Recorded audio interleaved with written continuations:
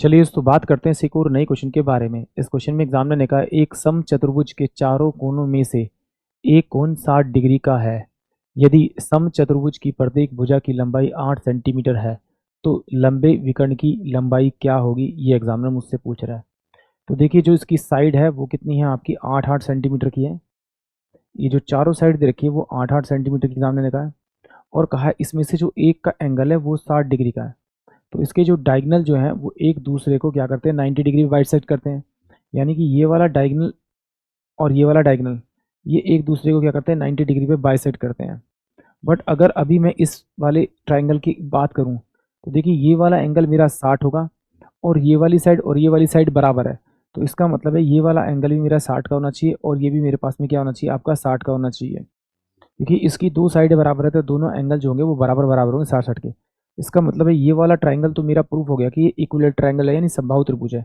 अगर ये 8 है तो ये पूरा मेरे पास में क्या होना चाहिए, फिर ये मेरे पास में पूरा डायगोनल ये वाला मेरे पास में 8 होना चाहिए। और ये वाला डायगोनल जो है इस दूसरा डायगोनल से बाइसेक्ट होता है बराबर बराबर। तो इसका मतलब है कि ये 4 सेंटीमीटर होना चाहिए और ये भी 4 सेंटीमीटर होना चाहिए। अगर ये 4 सेंटीमीटर है और ये 8 सेंटीमीटर है तो ये वाला एंगल मेरा 90 डिग्री का होगा। तो देखिए ये वाला एंगल क्या होगा, ये इसका एंगल बाइसेक्ट हो जाएगा यानी कि इसका मतलब ये 30 का हो जाएगा। ये 90 का है 60 का तो 30 का हो जाएगा। अब जो 30 के सामने वाली साइड है, 30 के सामने वाली जो साइड 30 के सामने वाली जो साइड होती है साइड होती है साइड होती है उसको अगर डबल करूँ तो 90 के सामने वाली आती है, बिल्कुल आ रही है 8। और जो 30 के सामने वाली साइड है उसको अगर मैं √3 से मल्टीप्लाई कर दूंगा तो वो 60 के सामने वाली साइड आ जाएगी। यानी कि ये वाला डायगोनल मेरे पास में कितना 8 है तो ये मेरे पास में कितना आ जाएगा 8√3 आ जाएगा। यानी कि ऑप्शन जो मेरे पास में आपका आपका ए होगा वो इस क्वेश्चन के लिए करेक्ट होगा। यानी कि सबसे बड़ा जो डायगोनल होगा वो 8 में कितना होगा आपका 3 होगा। चलिए इसे एक बार और देख लेते हैं। देखिए मैंने ये देखा कि ये मेरे पास में ए पॉइंट था, ये बी पॉइंट था, ये सी पॉइंट था, ये डी पॉइंट था। ये वाले डायगोनल की अगर मैं बात करूँ तो ये मेरे पास में कितना आपका 60 डिग्री का एंगल है। तो इसकी साइड जो दे रखी है वो 8 दे रखी है, ये 8 दे रखी है, 8 दे रखी है। तो ये 60 है तो ये वाली साइडें बराबर है तो इनके बीच के एंगल भी बराबर होने चाहिए। तो इसका मतलब ये भी 60 होगा आपका, ये भी 60 होगा।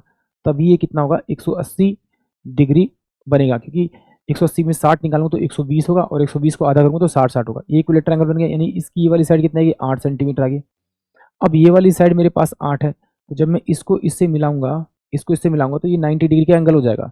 और जब 90 डिग्री का एंगल होगा तो ये वाला मेरे पास 60 है, ये 90 तो ये मेरे पास कितना हो जाएगा 30 हो जाएगा। 30 हो जाएगा। और ये वाली साइड कितनी थी मेरे पास 8 थी तो ये मेरे पास 4 हो जाएगा, ये भी 4 हो जाएगा। अब मुझे 30 के सामने वाली साइड पता है तो उसको अगर √3 से मैं अगर मल्टीप्लाई करूंगा तो मेरे पास में वो कितने 60 के सामने वाली आ जाएगी। तो इसको डबल करूंगा तो मेरे पास में क्या आ गया पूरे डायगोनल की लेंथ आ जाएगी। यानी कि ऑप्शन जो मेरे पास में आपका ए होगा वो इस क्वेश्चन के लिए करेक्ट होगा। आई होप आप सभी को क्वेश्चन समझ में आया होगा।